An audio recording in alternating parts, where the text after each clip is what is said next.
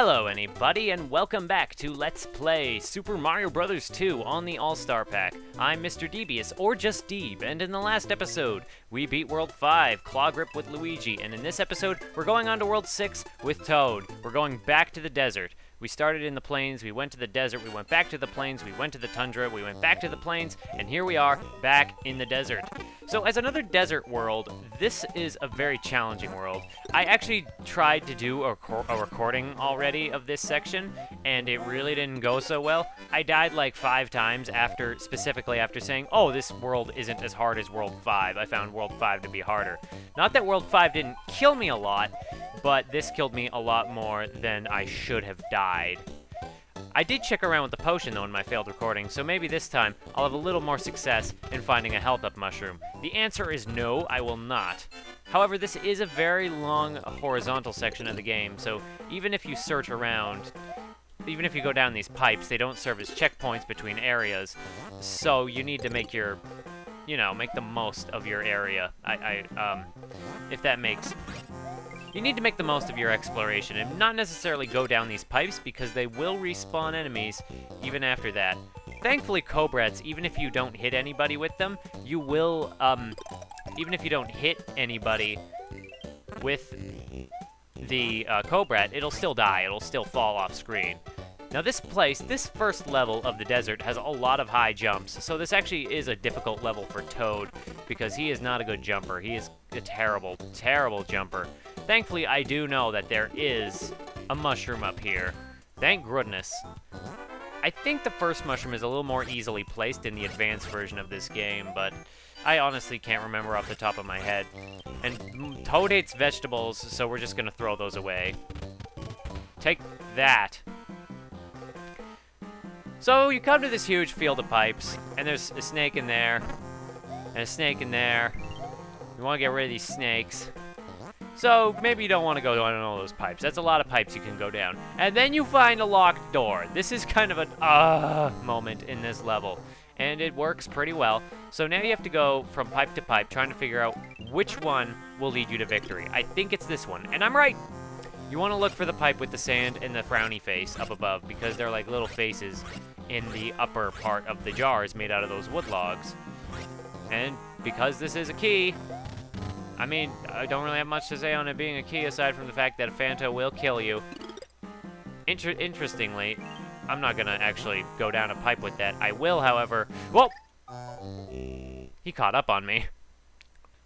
That's okay, though. This is going a lot better than my first run did, where I just didn't keep in because I wasn't doing well on the commentary. I didn't really have much to say. Not that I have a ton to say here, but, So yeah, these other pipes, the ones that don't have anything in them, just have this smug, smiling face. It just kind of looks at you like, nyeh, you missed, you... Oh. So we'll take care of that. And now that that's done, we're going to head back down and get ourselves that key. And that'll open us our door. And interestingly, there aren't many keys left in this game that we have to worry about. I think... Actually, I'm not going to try to quantify how many keys there are in the game. There's not like 1 per level. I think there's like 2 per world, maybe? I think that's a fairly good estimate. Maybe not in the final world, but, well, we'll get to the final world when we get to it. The final world has a bunch of unique stuff going for it, and I'll talk about it when we get to that world. This world is hard. I don't want to undercut that. It starts us off immediately with a green birdo, who, as said before, only shoots fireballs, no eggs, just fireballs. And this weird wall here is an interesting design choice, because it means that you have to trap yourself over here with the birdo. I mean, sort of, but not really. Oof. However, she's not too hard to dodge if if you're careful about it. In the last... Oh. Well, I hit her, so there's that. Guess what, Mario? All you get to do on this level is defeat a birdo. How does that feel to you? Nobody likes Mario in this game. Mario is like usually the least played person in this game. I know I've already gone over the character stats, but I ducked that. I kind of have to be careful on my lives here because I only have 3 left, and I had like 13 in the last episode. What happens is, this is a game where if you get careless, you will suffer for it. Even though I've beaten this game quite a few times, it will, there are sections in levels that will just eat your lives. There are, that in an arcade game would be the moment where they just flat out steal your money. Okay, the game isn't like impossibly hard, but you know, the tree in World 5 is kind of an example of that. Even though it's like, it's not super impossible, it is really easy to die really quickly, like so. Not like so there, because I actually won with Luigi, and we'll get to play a lottery and hopefully get some more lives.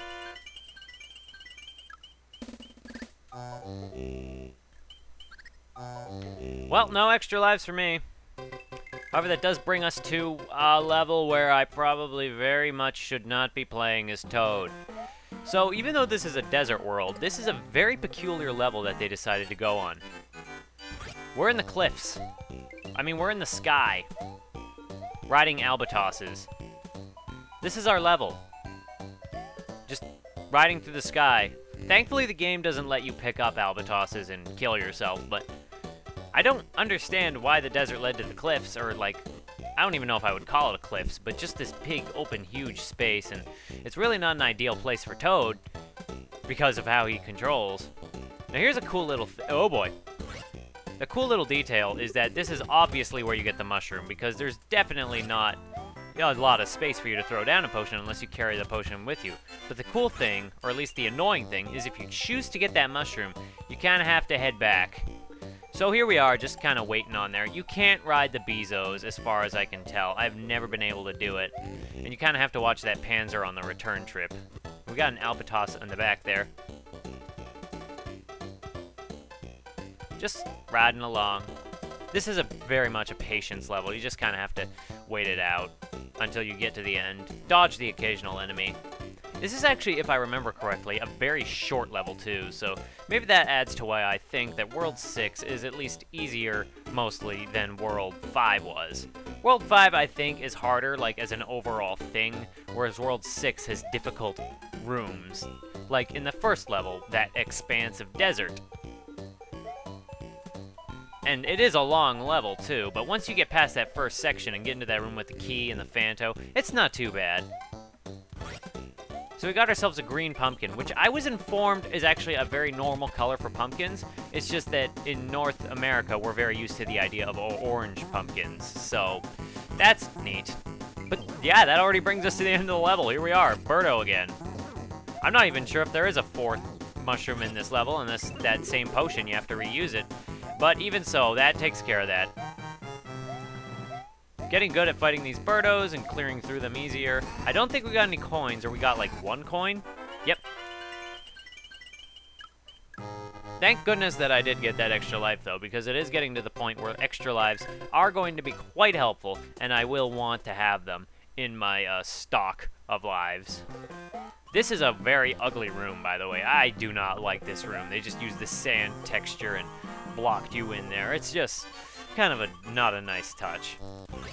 So before I go to the right, it is worth mentioning that if you go down here and into the left, that will take you to a shortcut through the level, and I'll show off where that deposits you, but for the time being, not yet. Nothing down there. Alright, just respawn the potion, so I get another shot at it. I'm close enough to the entrance that, you know, it's worth a shot. Okay. And get in there. I think mushrooms on one of these nubbins. Yes, I was correct. And again, as this is a world... You know, for some reason I remember this level taking place during the day. Maybe I'm just crazy, I guess. I must be, because we're playing at night. Bomb! Oh, well. Because this is World 3, we come to a fortress level. And a cool door animation that we never see again. And you know it's a giant door because it's big and white, and we got more bombs here. This is like World 5 with all those bombs, but... However, the cool thing about these bombs is that they'll blow up those vases here, or if they don't blow up the vases, they at least blow up the sand supporting the vases, and if they do that, well, you can use them to your advantage. However, throwing bombs with Peach is very dangerous business, because I am dying here, but not really. Because she picks things up so slowly that it is not to your advantage to do it, to actually pick stuff up with her. Now there's a lot of blocks down there that we can obviously blow up. Are we gonna do that? Yes. Sure, why not? We're gonna throw this potion down there, too, for good measure. And deposit this over here, if we can get there in time. Because that will let us open up a path. There are multiple ways to go through this section. Quickest way is just through the top, but I'm trying to get a secret. Hopefully that door... Oh, crap. I thought those were gonna be bombs, but these pits in the ground aren't here just to, like, they're there to for you to kill yourself if you get stuck in a situation like I have, because Peach cannot get up there, and thus I have to kill Peach. And that's the end of the Super Mario Brothers series. Thankfully for his strength, Mario is actually pretty useful here. And if I can get through and actually get myself a few more supplies, I won't have to waste anything. Oh boy. Well, that was a waste of stuff. I think that the potion is down there in that middle section. Hence, I'm going to try and make the most of the supplies that I do have. Sorry I'm not really speaking much at this juncture. There's just not a lot to say over blowing up walls. This is a very slow-paced section of the game that kind of makes you calculate your moves and just generally think about what you're doing. I think that down there is where the exit is, or where the mushroom is, but just in case it's on like the other side there, I'm gonna blow up in another path. And if I can go through the door, the down button on my controller, I've mentioned this before, is very sensitive. It's very finicky. I got myself a fancy controller for this game, and just to make it a little easier to play than how I was playing it before. Hint, hint. So now that we've gotten through that whole underground Bob-omb fortress land, we're back to climbing into the sky, and we got these hoopster enemies. I'm not sure why these ladybug enemies are called hoopsters. Enemy nomenclature in games is always veered from random to just obvious. Like hoopster? I don't get it. Anybody have any ideas? Leave a comment below, and then subscribe and like and favorite and, you know, give me money. I'm just kidding. So this is actually preparing you for a section coming up a little bit later, and we're not going to get there yet, but this is one of... It kind of makes it for a good transition, actually, and I'm not going to say why, but this is actually a great way to end off this desert world, and we're going to see about why that is in the next episode, but not in this episode. Don't forget, always, that you can also loop on this world, so if this section, say, is... Oh... And climbing physics, this might sound weird, but climbing physics are actually very slippery in this game. Never forget you can always do that. You can always jump through the screen to give yourself an easier time if you like to. I mean, I guess you could do it... I'm not sure if there is an intended way for you to do it. Like, you can go across there, but I'm not going to. I don't know why, but I seriously remembered that this level took place during the daytime and not the night, so did this take place during the day? What? I don't know where I'm getting this notion from, because it's clearly taking place at night. Now, if at the beginning of the level you went into the quicksand at the beginning and went to the left, that would deposit you through a door in the upper right over there. You can jump up there, I think, with Peach or Luigi. I think Luigi if you do a super jump, but it's no real matter. We come to a pyramid in the sky, and we get to fight a red birdo in a very enclosed space, actually, with just one block and her eggs. Thankfully, I feel pretty good since we have, 4 hearts. Oh boy, that's not great. Thankfully, she shoots eggs, so we do have a method of fighting her other than the one block that they have given us. That is not how you do it. This would be an embarrassing way to lose, right here, to a birdo. After coming in here with full health, I'd feel really dumb. That's why I'm not gonna die. Why waste the time? Okay, give me... Oh. I'm an idiot. I should have known better than to quote Corn Shack of all people. If you don't know who Corn Shack is, then, well... that's actually kind of surprising if you know about Let's Plays but don't really know about Corn Shack. It's kind of a Let's Play thing. Why am I even explaining this? This is about eggs. Now, one of the cool things you can do with the mushroom block, as you saw right there, is you can bounce it off of the eggs and into her. So that's a nice little detail. However, with her little hops, she can actually jump up onto the platform, and ooh, it's like elevated. Shut up. So that brings us to the boss again. It was not Birdo, because the game is making us fight Birdos before our proper bosses to actually lengthen the experience. And we come back to fight Triclyde in a much tighter, much more dangerous arena. And this is where it is a more viable strategy to do what I tried to show in the World 2, but it wasn't really practical there, because you had a lot more space to dodge. What you want to do is you want to take these blocks and, oh my, build yourself up a barrier of blocks. 3 blocks is enough to completely protect you from that fire wave, and you don't really have to worry about that. And with that, you can start pelting him with these blocks. Now, interestingly, in the advanced version of this game, the World 3 boss, Mauser, was replaced by an advanced exclusive boss called Roberto, which was a giant robotic Birdo. And then Triclyde was replaced by Mauser. But that doesn't really matter. Look at that door casting light on that pit, and specifically not casting light into it. That's silly. Let's finish up this world and get ourselves some lives while we're at it. So that was a curious design choice that they went with another Mauser and replaced the second Triclyde. I think that for that Triclyde, though, they could have afforded to give him a little more health to make him a little more challenging, because with 3 health, I mean, they gave Mauser 5 health on his second appearance. Why not give Triclyde that much health or something?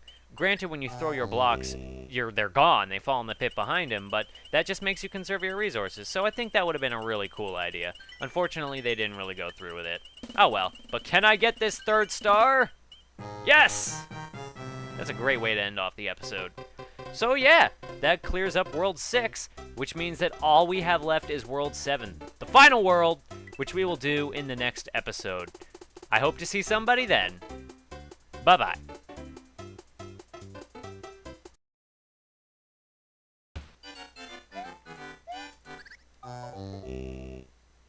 What?